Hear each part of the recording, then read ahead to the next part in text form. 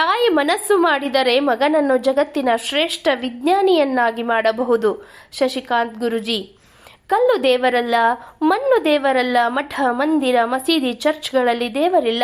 ಭವ್ಯ ಭಾರತವನ್ನು ಕಟ್ಟುವಂತಹ ಜ್ಞಾನದ ನಿಧಿಯಾಗಿ ಇರ್ತಕ್ಕಂತಹ ಬೆಳೆಯುವ ಜ್ಯೋತಿ ಮುದ್ದು ವಿದ್ಯಾರ್ಥಿಗಳು ದೇವರಾಗಿದ್ದಾರೆ ಎಂದು ಕರ್ನಾಟಕ ರಾಜ್ಯ ರೈತ ಸಂಘ ರಾಜ್ಯ ಗೌರವ ಅಧ್ಯಕ್ಷ ಶಶಿಕಾಂತ್ ಗುರೂಜಿ ಅಭಿಪ್ರಾಯ ವ್ಯಕ್ತಪಡಿಸಿದರು. ಅವರು ರಾಯಬಾಗ್ ತಾಲೂಕಿನ ಕುಡ್ಚಿ ಪಟ್ಟಣದ ಡಾಕ್ಟರ್ ಬಿ.ಆರ್. ಅಂಬೇಡ್ಕರ್ ಶಿಕ್ಷಣ ಸಂಸ್ಥೆಯ ಲವ್ಡೆಲ್ ಇಂಟರ್ನ್ಯಾಷನಲ್ ಶಾಲೆ ವಾರ್ಷಿಕ ಸ್ನೇಹ ಸಮ್ಮೇಳನದ ಮುಖ್ಯ ಅತಿಥಿಯಾಗಿ ಸಸಿಗೆ ನೀರುಣಿಸುವ ಮೂಲಕ ಚಾಲನೆ ನೀಡಿ ಮಾತನಾಡಿದರು. ಒಬ್ಬ ತಾಯಿ ಮನಸ್ಸು ಮಾಡಿದರೆ ಮಗುವನ್ನು ಜಗತ್ತಿನ ಶ್ರೇಷ್ಠ ವಿಜ್ಞಾನಿಯನ್ನಾಗಿ ಮಾಡುವ ಶಕ್ತಿ ಅವಳಲ್ಲಿ ಇದೆ.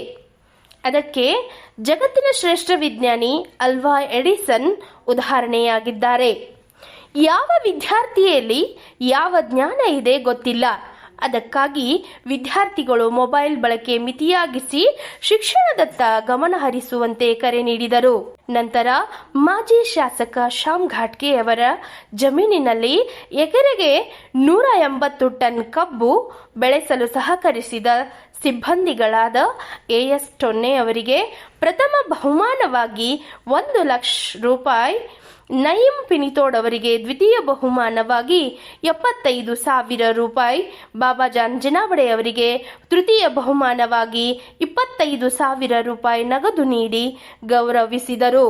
ನಂತರ ಮಕ್ಕಳ ನೃತ್ಯ, ಗಾಯನ ಸೇರಿದಂತೆ 35ಕ್ಕೂ ಹೆಚ್ಚು ವಿವಿಧ ಮನೋರಂಜನಾ ಕಾರ್ಯಕ್ರಮಗಳು ಜರುಗಿದವು. ಕಾರ್ಯಕ್ರಮದ ಅಧ್ಯಕ್ಷತೆಯನ್ನು ಸಂಸ್ಥೆಯ ನಿರ್ದೇಶಕ ಅಮಿತ್ ಘಾಟ್ಗೆ ವಹಿಸಿಕೊಂಡಿದ್ದರು. ಈ ಸಂದರ್ಭದಲ್ಲಿ ಅತಿಥಿಗಳಾಗಿ ಅಂತಾರಾಷ್ಟ್ರೀಯ ಕವಿ ಸಾಕಿಬ್ ಜುನೇದ್, ಉಗಾರ್ ಶುಗರ್ ಕೇನ್ ನಿರ್ದೇಶಕರಾದ ಮಲ್ಗೌಡ ಪಾಟೀಲ್, ಪಟ್ಟಣ ಸಿಆರ್ಪಿ ಮುಜಕ್ಕಿರ್ ಬಾಗೆ, ಗ್ರಾಮೀಣ ಸಿಆರ್ಪಿ ಶಾನವಾಜ್ ಪಟೇಲ್, ಸಂಸ್ಥೆಯ ಆಡಳಿತಾಧಿಕಾರಿ ಹಾಗೂ ಹೊಸ ಪ್ರೌಢಶಾಲೆ ಮುಖ್ಯೋಪಾಧ್ಯಾಯ ಎಎಸ್ ಟೊನ್ನೆ, ಶಂಕರಾನಂದ್ ಪದವಿ ಪ್ರಾಚಾರ್ಯ ಎಎಸ್ ಕಾಂಬ್ಳೆ, ಪದವಿ ಪೂರ್ವ ಪ್ರಾಚಾರ್ಯ ಕೆಎಂ ಮುಳವಡೆ, ಅಜಿತ್ ಬಾನೆ ಹಿರಿಯ ಪ್ರಾಥಮಿಕ ಶಾಲೆ ಮುಖ್ಯೋಪಾಧ್ಯಾಯ ಎಸ್ಪಿ ಕಾಂಬ್ಳೆ, ಕಿರಿಯ ಪ್ರಾಥಮಿಕ ಶಾಲೆ ಮುಖ್ಯೋಪಾಧ್ಯಾಯ ಪ್ರಕಾಶ್ ವಟಗುಡೆ, ಶಾಲೆ ಪ್ರಾಚಾರ್ಯರಾದ ಎಸ್ಎಂ ಹವಾಲ್ದಾರ್, ಉಪಪ್ರಾಚಾರ್ಯರಾದ ಆಶಾ ಗಾಡಿವಡ್ಡರ್, ಶೋಯಬ್ ಮಲ್ಲಾಡಿ ಹಾಗೂ ಅಬ್ತಾಬ್ ಪಿನಿತೋಡ್ ಉಪಸ್ಥಿತರಿದ್ದರು. ಕಾರ್ಯಕ್ರಮವನ್ನು ಶಿಕ್ಷಕ ಯಲ್ಲಪ್ಪ ಯಲ್ಲಟ್ಟಿ ನಿರೂಪಿಸಿದರು.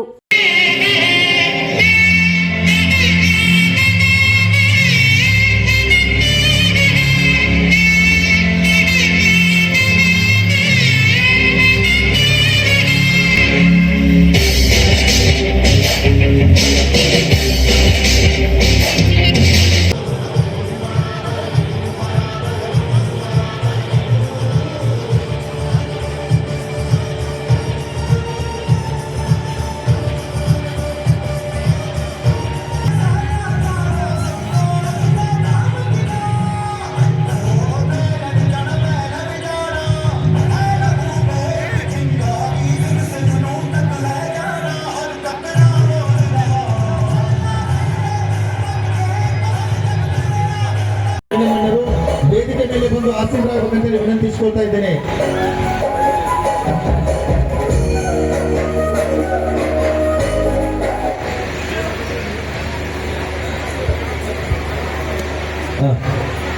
ಇರ್ಲಿ, ಯಾಕಂದ್ರೆ 53,000 ಗ್ರಂಥಗಳ ಅಧ್ಯಯನ ಮಾಡಿರ್ತಕ್ಕಂಥ ಡಾಕ್ಟರ್ ಬಿ.ಆರ್. ಅಂಬೇಡ್ಕರ್ ಅವರು ಯಾವುದೇ ಗ್ರಂಥದೊಳಗ ಯಾವುದೇ ಪುಟದೊಳಗ ಗ್ರಂಥವನ್ನ ಮುಟ್ಟದೆ ಹೇಳ್ತಾ ಇದ್ರು. ಅಂತ ಒಂದು ಜ್ಞಾನದ ನಿಧಿ ಆಗಿದ್ರು ಡಾಕ್ಟರ್ ಬಿ.ಆರ್. ಅಂಬೇಡ್ಕರ್ ಅವರು.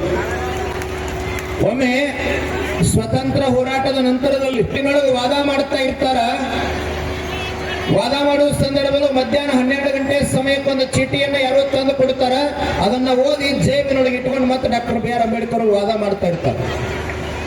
2 ಗಂಟೆ ಕೂಟಕ್ಕೆ ಬಿಟ್ಟಾಗ ಬ್ರಿಟಿಷ್ ನ್ಯಾಯವಾದಿ ಕೇಳ್ತಾನ, ಸರ್ ನಿಮಗೊಂದು ಚೀಟಿ ಬಂತಲ್ಲ, ಅದ್ರೊಳಗೆ ಏನು ಬರೆದಿತ್ತು, ಏನಿತ್ತು ವಿಷಯ ಅಂದಾಗ ಡಾಕ್ಟರ್ ಬಿ.ಆರ್. ಅಂಬೇಡ್ಕರ್ ಹೇಳ್ತಾರ, ನನ್ನ ಧರ್ಮ ಪತ್ನಿ ತೀರಿ ಹೋಗಿದ್ರು ಸರ್, ಅದು ವಿಷಯ ಬಂದಿತ್ತು, ಅದನ್ನ ಓದಿ ಜೇಬಿನೊಳಗೆ ಇಟ್ಕೊಂಡು ವಾದ ಮಾಡಿದೆ ಸರ್ ಅಂತ ಹೇಳಿದ್ರು. ಅವಾಗ ಬ್ರಿಟಿಷ್ ನ್ಯಾಯವಾದಿ ಹೇಳ್ತಾನ, ನನ್ನ ಧರ್ಮ ಪತ್ನಿ ಅಂದ್ರೆ ನನ್ನ ಹೆಂಡತಿ ತೀರಿ ಹೋಗಿದ್ರೆ ನಾನು ಮನೆಗೆ ಹೋಗ್ತಾ ಇದ್ದೆ ವಾದ ಮಾಡೋದನ್ನ ಬಿಟ್ಟು ನೀವ್ಯಾಕೆ ವಾದ ಮಾಡ್ತಾ ಇದ್ದೀರಿ ಸರ್ ಅಂದಾಗ ಡಾಕ್ಟರ್ BR ಅಂಬೇಡ್ಕರ್ ಹೇಳ್ತಾರ, ಸರ್ ನನ್ನ ಹೆಂಡತಿ ತೀರಿ ಹೋಗ್ಯಾಳ, ನಾನು ಮನೆಗೆ ಹೋದ್ರೆ ವಾಪಸ್ ಜೀವಂತಾಗಿ ಬರೋದಿಲ್ಲ, ಅದನ್ನ ನಾನು ಯಾಕೆ ಕೋರ್ಟ್ಗಳ ವಾದ ಮಾಡ್ತಾ ಇದ್ದೀನಿ ಅಂದ್ರೆ ಸ್ವತಂತ್ರ ಹೋರಾಟದೊಳಗ ಗಟ್ಟಿಯಾಗಿ ಕೆಚ್ಚದೆಯಿಂದ ಹೋರಾಟ ಮಾಡಿರ್ತಕ್ಕಂಥ 47 ಜನ ಸ್ವತಂತ್ರ ಹೋರಾಟಗಾರರು ನಾನು ವಾದ ಮಾಡದೆ ಇದ್ರೆ ಗಲ್ಲಿಗೆ ಹೋಗ್ತಾರೆ ಸರ್, ಬಿಡಿಸಬೇಕಾಗಿ ಅದಕ್ಕೆ ವಾದ ಮಾಡ್ತಾ ಇದ್ದೀನಿ ಅಂತ ಹೇಳಿ. ನಮ್ಮ ಅಧಿಕಾರ ಈ ಮಣ್ಣಿಗಾಗಿ, ಈ ಭಾರತದ ವೈಭವೀಕರಣಕ್ಕಾಗಿ ಆಗಬೇಕಾಗಿದೆ ಅಂತ. ನಮ್ಮ ಮುದ್ದು ವಿದ್ಯಾರ್ಥಿಗಳನ್ನ ಜಗತ್ತಿನ ಶ್ರೇಷ್ಠ ವಿಜ್ಞಾನಿಗಳನ್ನಾಗಿ ಮಾಡಬಹುದು. ಥಾಮಸ್ ಆಲ್ವಾ ಎಡಿಸನ್ ಅಂತ ಹೇಳಿ 3ನೇ ತರಗತಿ ಶಾಲೆ ಒಳಗೆ ಇರ್ತಾನ, ಶಿಕ್ಷಕರು ಕರೆಸ್ತಾರ, ತಾಯಿಗೆ ಹೇಳ್ತಾರ, ಒಂದು ಚೀಟಿ ಒಳಗೆ ಬರೆದು ಕೊಡ್ತಾರ, ನಿನ್ನ ಮಗ ಜ್ಞಾನ ಇಲ್ಲ, ನಾವು ಹೇಳಿದ ಅಕ್ಷರಗಳನ್ನ ತಿಳ್ಕೊಳ್ಳೋ ಸಾಮರ್ಥ್ಯ ಇಲ್ಲ, ಹಸಿ ದಡ್ಡದನ, ನಿನ್ನ ಮಗನನ್ನ ಶಾಲೆಯನ್ನು ಬಿಡಿಸಿ ಮನೆಗೆ ಕರ್ಕೊಂಡು ಹೋಗಂತೇಳಿ ಮುಖ್ಯ ಗುರುಗಳ ಚೀಟಿ ಒಳಗೆ ಬರೆದು ಕೊಟ್ಟು ಬಿಡ್ತಾರೆ. ಅವಾಗ ತಾಯಿಗೆ ದುಃಖ ಆಗ್ತದ. ಒಬ್ಬ ಶಿಕ್ಷಕರು ಹೇಳುವ ಮಾತಲ್ಲ, ಅಕ್ಷರ ಕಲಿದೇ ಇರ್ತಕ್ಕಂಥ ತಾಯಿ ಹೇಳ್ತಾಳ, ಸರ್ ಇವತ್ತೇನು ವಿಜ್ಞಾನದೊಳಗೆ ತಾವು ಪಾಠ ಮಾಡ್ತಾ ಇದ್ದೀರಿ, ಬಹಳ ದೊಡ್ಡ ಸಾಮರ್ಥ್ಯ ಜ್ಞಾನ ನಿಮ್ಮೊಳಗದ, ಅದರ ನೆನಪಿರ್ಲಿ, ನನ್ನ ಮಗನನ್ನ ಯಾವ ರೀತಿಯಾಗಿ ಬೆಳೆಸ್ತೀನಿ ಅಂತಂದ್ರ ಮುಂದೊಂದು ದಿನ ಜಗತ್ತಿನ ಪಠ್ಯ ಪುಸ್ತಕದೊಳಗೆ ನನ್ನ ಮಗ ಸಾಧನೆ ಮಾಡಿದ್ರೆ ನೀವು ಹೇಳ್ಬೇಕು ಜನರಿಗೆ ಹಂಗ ಮಾಡ್ತೀನಿ ಅಂತ ಹೇಳ್ತಾಳ ತಾಯಿ. ಅವಾಗ ಅದೇನು ಅಸಡ್ಡೆ ಅನಿಸ್ತದ, ಅಸಂಬದ್ಧ ಅನಿಸ್ತದ. ತಾಯಿ ಹೆಂಗ ತಯಾರು ಮಾಡಿದ್ರು ಅಂದ್ರ ಥಾಮಸ್ ಆಲ್ವಾ ಎಡಿಸನ್ ಹೆಂಗ ಬದಲಾವಣೆ ಆಗಿದ್ದ ಅಂತಂದ್ರ ತಾಯಿ ಮಾರ್ಗದರ್ಶನದೊಳಗ, ನಿರಂತರ ಪ್ರಯತ್ನದೊಳಗ ಇವತ್ತೇನು ಲೈಟ್ ಹಾಕೋದಲ್ಲ, ಇದರೊಳಗ ಟಂಗ್ಸ್ಟನ್ ಅಂತ ಒಂದು ತಂತಿ ಬರುತ್ತದೆ.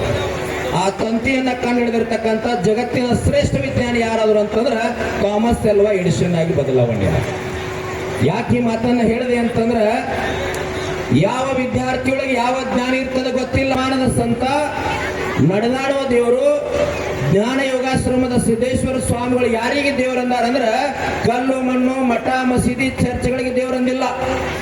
ಯಾರಿಗೆ ದೇವರಂದಾರಂದ್ರ ಈ ಭವ್ಯ ಭಾರತವನ್ನ ಕಟ್ಟತಕ್ಕಂಥ ಜ್ಞಾನದ ನಿಧಿಯಾಗಿರ್ತಕ್ಕಂಥ ಬೆಳಗುವ ಜ್ಯೋತಿಯಾಗಿರ್ತಕ್ಕಂಥ ಮುದ್ದು ವಿದ್ಯಾರ್ಥಿಗಳು ನಡೆದಾಡೋ ದೇವರಂತ ಅವ್ರು ಕರೆದಾರ.